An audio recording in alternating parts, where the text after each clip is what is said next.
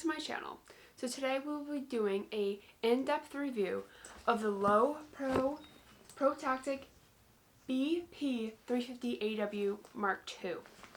So this is a tactical looking camera bag, and the reason why I bought it is so I can use it for practically when I need a lot of gear for. So traveling is definitely like a big thing. Like if I'm going away for a weekend or going to a place to shoot where I need like a lot of gear and stuff like that, I will bring this.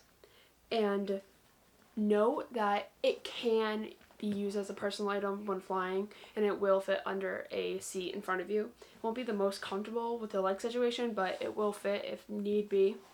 So upon receiving this, even in the mail, I felt it was very small. I took it out and I was like, wow, why did I buy the 350 instead of the 450? And I was really disappointed with myself, to be honest, and I was just kind of like frustrated. But then I actually took out the padding and reorganized it to where how I'd like it, and I started packing it myself for what I would need. And then I realized, whoa, I can actually fit a ton of gear in it.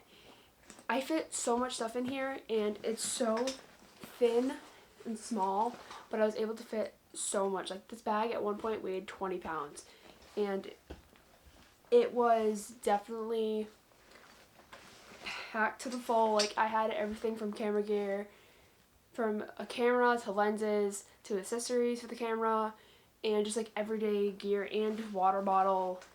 That's another thing. This bag comes with these pouches that you see on the side, as well as these straps, and a tripod mount too, but I don't really bring a large tripod with me when I travel. But it is quite great how it all came with all of that, and it really ties in the bag. So as I said before, I packed this bag to about, it was like 20 pounds, and what made this bag still comfortable when wearing it at that load capacity was these very thick straps. They're probably half an inch thick, probably even more than that, as well as this chest strap and this waist strap. What that allowed me to do was take off the weight off of my shoulders and disperse it across my entire back, so it didn't feel as much. It wasn't really like weighing me down.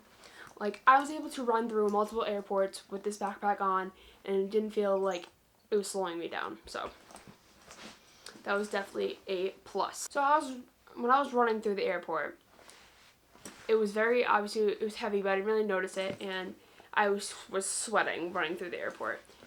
And I gotta say, I didn't personally, my back didn't feel sweaty, but I didn't really exactly feel any air going through it either. But it kind of like in a way like soaked up my sweat, which is kind of gross. But I didn't feel disgusting, which is even better. And I only really felt like the moistness after I took off the backpack, and I was like, wow, like I was actually really sweaty there. But I honestly, I really like that feature because it allows me to not think about how maybe I would be uncomfortable because of it, and it allowed me to be much more comfortable in those situations. When it comes to the design of the bag, it is a tactical looking bag, yes. I wore it in the city, and I also wore it in the mountains. So I use it for hiking, but I also use it just to go around and do what I had to do. So one thing I'd say, like for city wear, maybe not use the waist strap as much, because you kind of would really look like a tourist and kind of out of place. The waist strap just does it even worse. But if you still want to be comfortable and you don't really care, then wear it. Like I wore it and I don't really care, but that's just if you guys wouldn't want to stand out too much. But I wore it for weeks while traveling, and it was great. It fit my body really well. I'm 5'6", and I also had my dad put it on, and he's like 5'11", and it did not look small on him, and it didn't look huge on me. So it definitely is well ranged, the size for men and women, which I think is really great. Where the 450, I feel like it's packed. It was kind of like odd on women because we have a smaller body structure. But this is definitely a good size for both genders, and it's very versatile when it comes to dressing up or dressing down in a way. It's kind of odd, but you can kind of make it work. Another thing that comes with the design of the bag is the hard shell. So as you hear right here, it's hard and all sturdy. It's like thick plastic probably that goes through the entire front and sides of the bag. And like it does have some weaker spots, like where on the sides here, but that's where it opens to have these side access compartments.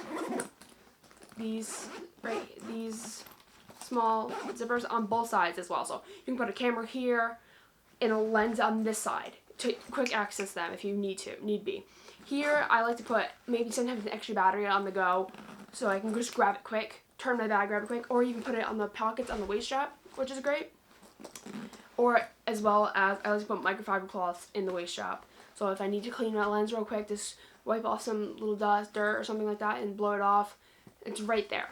And another thing I love about this bag is I can go in here, and this is where I will put my everyday stuff, everyday gear. So whether it's just my wallet, keys, my cell phone, sometimes I even put in here because I don't feel like carrying it. I just have like those everyday essentials up here, and then the camera gear and the rest of it. So if you do check out my last video with my camera bag, you'll be able to see everything I actually hold in this bag and everything I packed that I was packing for my trip. So it is definitely a great bag. I would recommend it over the 450 because, like I said, I already packed this to 20 pounds and I held a lot of gear in it. And if I were to pack it anymore with the 450, I would definitely overpack and bring stuff I don't even use. Like, I still brought stuff that I didn't really use on my trip, and I could have lived without it. And I feel with the 450, I'd bring more stuff that I definitely don't use or don't need. So I think 350 is a good size, and it can hold all of your gear. But it only does hold mirrorless size bodies.